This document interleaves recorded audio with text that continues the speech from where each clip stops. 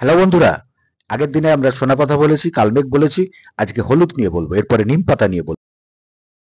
হলুদের উপকারিতা প্রচুর প্রচুর প্রচুর এবং সাংঘাতিক উপকারিতা, সে একদম স্ক্রিন থেকে শুরু করে। যাই হোক, আমি আজকে ছোট্ট একটা উপকারের কথা বলবো। আপনার হাত কেটে গেছে, পা কেটে গেছে বা অনেকটা গর্ত হয়ে গেছে, শুধুমাত্র একটা টিটেনাস নিয়ে নিন, কারণ বাতাসে এত ভাইরাস, তাই একটা টিটেনাস ছাড়া আর কিচ্ছু করতে হবে না। এবার ওই জায়গাটাতে বাড়িতে ঘরোয়া হলুদ আপনি ছিটাতে থাকুন, গুঁড়ো হলুদ ছিটিয়ে দিন।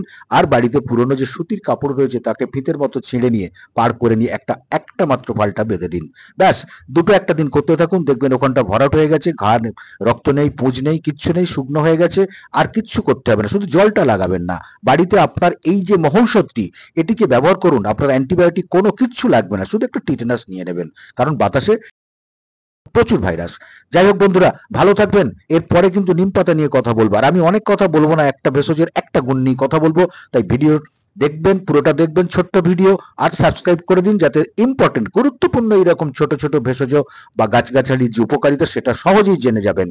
হলুদের যে গুণ, হলুদের গুণ সম্পর্কে বলতে গেলে অনেক কথা বলতে হয়, কিন্তু ছোট্ট একটু উপকার, ঘরোয়া উপকার, সেটাই আমি বলে দিলাম।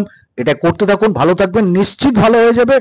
বিশ্বাস রাখুন, ভরসা রাখুন। ধন্যবাদ।